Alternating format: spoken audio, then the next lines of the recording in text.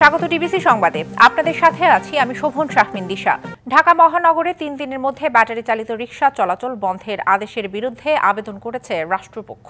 সকালে আপিল বিভাগের সংশ্লিষ্ট শাখায় এই আবেদন করা হয়েছে। চেম্বার বিচারপতির আদালতে এই আবেদনের উপর শুনানি হতে পারে। এর আগে ঢাকা মহানগর এলাকায় ৩ দিনের মধ্যে ব্যাটারি চালিত রিকশা চলাচল বন্ধের নির্দেশ দেয় হাইকোর্ট। একই সঙ্গে ঢাকা মহানগর এলাকায় ব্যাটারি চালিত রিকশা চলাচল বন্ধে কর্তৃপক্ষের নিষ্ক্রিয়তা কেন বেআইনি হবে না তা জানতে রুল জারি করা হয়।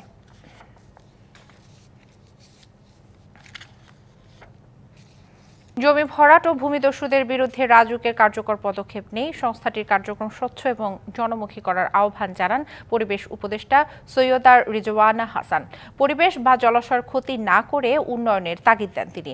সকালে বুয়েটের কাউন্সিল ভবনে জাস্ট আরবান ট্রানজিশন সেমিনারে এসব কথা বলেন তিনি।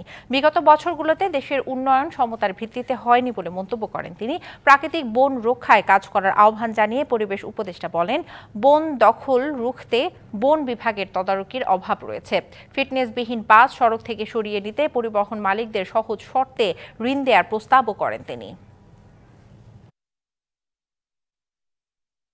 আপনারা ড্রাইভ শুরু করেন এবং মানুষকে বোঝান যে তোমার জমি হইলেও তুমি এটাতে ভরাট করতে পারবা না, বরং তোমাকে আমরা ওয়াটার রিক্রিয়েশন একটা পার্ক করে দিই, তুমি সেখান থেকে আয় করো, প্লাস তুমি তোমার চাষাবাদ করো।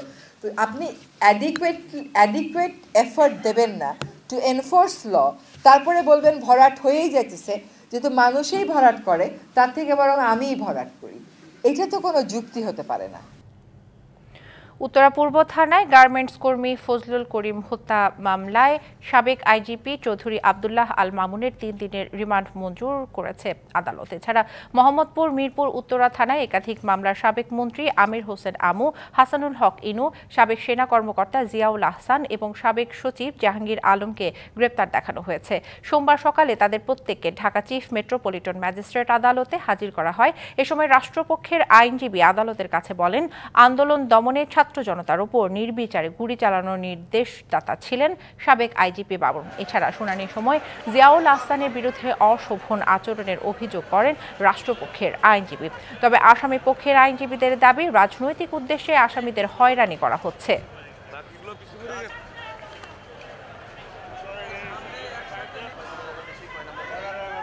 আরো কিভাবে হত্যা করা যায়, আরো গুলি চালিয়ে মানুষকে হত্যা করে যে কিভাবে আরো গণহত্যা চালিয়ে মানুষগুলোকে আন্দোলনকে দমানো যায় সেই চেষ্টাই করেছে। এই জন্য তার ভূমিকাটা কিন্তু সর্বোচ্চ ভূমিকার অবস্থান তার। এই বিষয়টা এই জন্য তাকে বিভিন্ন মামলায় তাকে নিয়ে আসতে হচ্ছে। ডিবিসি সংবাদে নিচ্ছে একটি বিরতি, সঙ্গেই থাকুন। সন্ত্রাসীরা পুলিশের আতঙ্কে থাকলেও চট্টগ্রামে সন্ত্রাসীর আতঙ্কে ফাঁড়িতে যাচ্ছে না পুলিশ। গত 5ই আগস্ট নগরীর আকবর শাহ এলাকায় পুলিশ সদস্যদের বের করে ফাঁড়ি দখলে নেয় স্থানীয় সন্ত্রাসী নুরু এবং তার বাহিনী। এরপর ফাঁড়িতে বসেই মাদক ব্যবসা এবং নানা অপরাধ নিয়ন্ত্রণ করত তারা। সম্প্রতি ফাঁড়ি দখলমুক্ত হলেও নিরাপত্তার কথা ভেবে পুলিশ যাচ্ছে না সেখানে।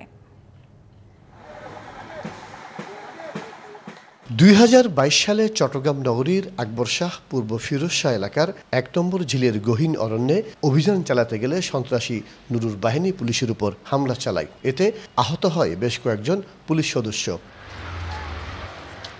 এরপর 2 দিন অভিযান চালিয়ে নুরুর সেকেন্ড ইন কমান্ড আজম সহ 13 সহযোগীকে আটক করলেও পালিয়ে যায় নুরু। অভিযানে আস্তানা থেকে উদ্ধার করা হয় বেশ কিছু দেশীয় অস্ত্র। ঘটনার কয়েক মাস পর 17 বছরের সাজাপ্রাপ্ত ও 30 মামলার আসামি নুরুকে আটক করা হলেও পরে জামিনে বের হয়ে যায়। পরবর্তীতে আকবরশাহ এলাকার নিরাপত্তা নিশ্চিতে 2021 সালে পুলিশ ফাঁড়ি স্থাপন করা হয়, কিন্তু 5ই আগস্ট হামলা চালিয়ে ফাঁড়ি দখল করে নেয় সন্ত্রাসী নুরু। এরপর ফাঁড়িতে বসেই মাদক ব্যবসা ও নানা অপরাধ নিয়ন্ত্রণ করত তার বাহিনী। প্রায় 3 মাস পর গত বৃহস্পতিবার অভিযান চালিয়ে ফাঁড়ি উদ্ধার করে পুলিশ। তবে এবারও আটক করা সম্ভব হয়নি সন্ত্রাসী নুরুকে। গত 5ই আগস্টের পর সন্ত্রাসী নুরু ওই ক্যাম্পটি দখল করেছে বলে জানা যায়। সকল প্রকার দখলদারিত্ব ও সন্ত্রাসী কার্যক্রমের বিরুদ্ধে আমাদের চট্টগ্রাম মেট্রোপলিটন পুলিশ আমরা আমাদের কার্যক্রম চালিয়ে যাব। এদিকে ফাঁড়ি উদ্ধার করলেও আতঙ্কে এখনো পুলিশি কার্যক্রম শুরু হয়নি। আগে আওয়ামী লীগ কর্মীর পরিচয় দেয়া নুরু এখন নিজেকে পরিচয় দেন যুবদল কর্মী হিসাবে।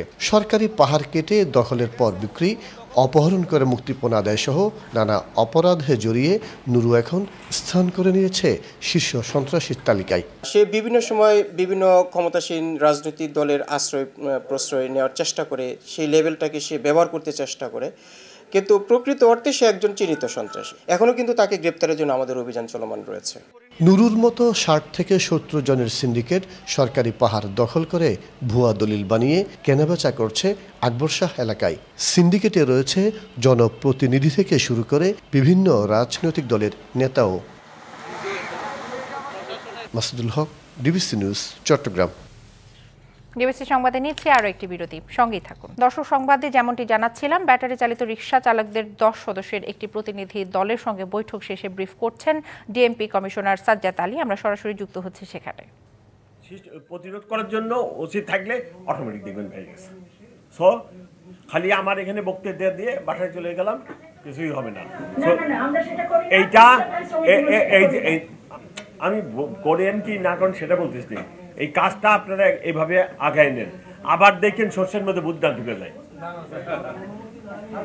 আমরা আপনারা বলার আগেই আমরা করতেছি, যেমন লাস্ট আপনাদের এই অভ্যুত্থান করতে ওয়ারি জোনে কিন্তু আমরা আমাদের শ্রমিক প্রতিনিধির নাম দিয়ে আসছি, যে শ্রমিক প্রতিনিধি, ক্রাইম ডিভিশন এবং ট্রাফিক ডিভিশন যৌথভাবে কমিটি করে আমরা 7 জনের নাম দিয়ে আসছি। কিন্তু আমরা এটা বন্ধের জন্য যে হাকিম ভাই 4 বার বিগত সরকারের আমলে 4 বার জেল খেটে বেরিয়ে দিয়েছে, এখনো সেই মামলাগুলো চলতেছে। ফলে আমরা চাঁদাবাজি বন্ধের জন্য নাইমা যেন নিজে মামলা না খাই, আমরা যেন এইটা না হয়, হ্যাঁ, এইটার ইনসিউরিটি আপনাদের দিক থেকে করতে হবে। সংবাদেই ছিল এখনকার মতো। ডিবিসি নিউজের সংবাদগুলো পড়তে ভিজিট করুন dbcnews.tv আর ভিজিট করুন ডিবিসি নিউজের ফেসবুক পেজ এবং ইউটিউব চ্যানেল। ডিবিসির সঙ্গেই থাকুন।